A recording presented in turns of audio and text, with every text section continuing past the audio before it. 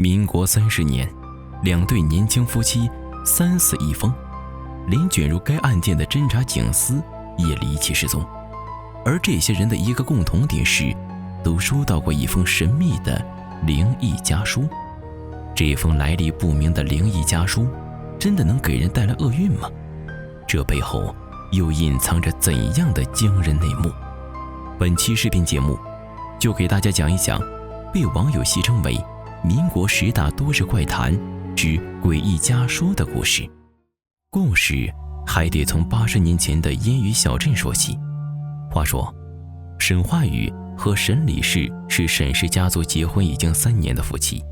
不过在沈氏家族族人看来，这对夫妻总有点怪怪的。家里的窗帘从来都拉得严严实实，平时也从不和沈氏家族其他族人交往，只有他的弟弟沈焕云夫妻偶尔会进出他们的房屋。突然有一天，这对低调的有些神秘的夫妻家里出事了。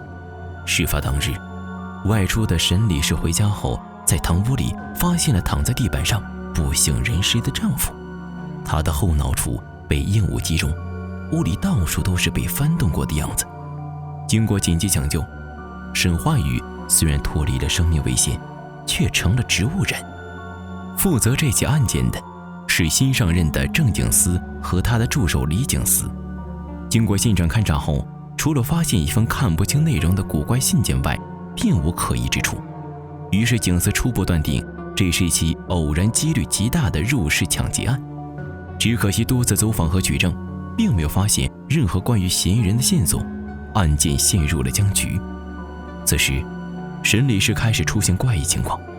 案件发生之后，她一直都在病房照顾丈夫，不过她的精神状况越来越差，有时甚至神志恍惚，嘴里还不停念叨：“他要来了，他要来了。”大家一开始都认为她只是受了刺激，并没有在意。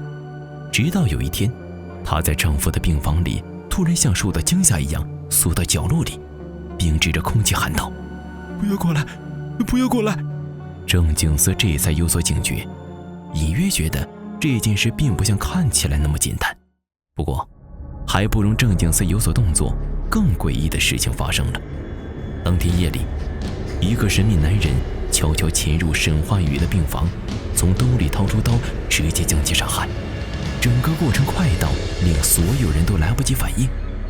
而最离奇的是，这个凶手在整个杀人过程中都目光呆滞，动作机械，就像受到了蛊惑一样。随后又像刚刚惊醒一般，对着床上的尸体大声叫嚷起来，似乎根本不相信自己刚刚杀了人。这名男人正是沈化宇的亲弟弟沈化云。看着同胞哥哥的鲜血，沈化宇浑身颤抖。他坚称自己根本没杀化宇，甚至不知道哥哥所在病房的地址，并表示自己最后的记忆是在家里收到一封奇怪的书信，但打开后的记忆一概消失了。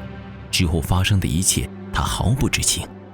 郑警司立刻想起在沈化宇的案发现场已发现了一封神秘书信，于是火急火燎地赶去沈化宇的家里。但不可思议的事情再次发生了。2位警司带着沈化云返回家中查看灵异书信，刚推开门，焕云的妻子沈正氏突然拿着一把刀冲了过来，直接捅死自己的丈夫。更让当场人惊讶的是，沈正氏好像没有丝毫的害怕，又将刀直直地刺向自己的心脏，当场自杀身亡。此时郑警司看到沈焕云家中桌子上正摆着那封诡异的书信，这时连他自己也开始有点害怕了，因为整个事件陷入了一个又一个谜团，而线索却只有那封神秘的灵异家书。为此，警司找来了当地有名的懂巫术的人分析这封灵异家书的地址和内容，发现家书是从20年前民国初期的一个地方寄来的，而且里面的文字是用毛笔蘸着特殊药品写成的。拆开2个时辰之后，里面的一些字迹会发生变化，所以后来的信件内容和沈化宇、沈焕云及沈正氏当时看到的并不一致。因此，虽然郑警司也看到了书信，但并没有发生不测。这时，大家开始将怀疑目标集中到了沈李氏身上。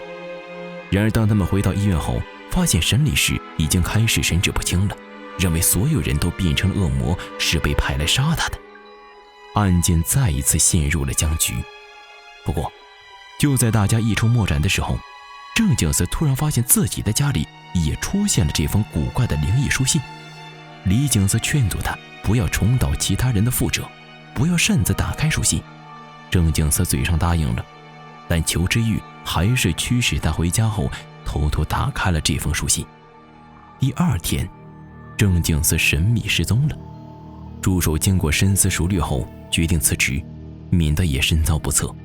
局里其他人也不愿接受这起棘手又杀机暗伏的案件，因此这起灭门惨案也被封存在档案室里，成了当地渡口果族的存在了。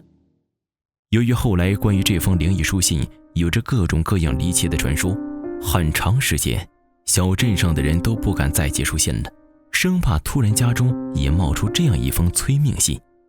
纵观全案，2对年轻夫妻3死1疯，连卷入该案件的侦查警司也离奇失踪，可偏偏就是说不清这凶手的作案手法与作案动机，使得整个案件都充满了诡异的氛围。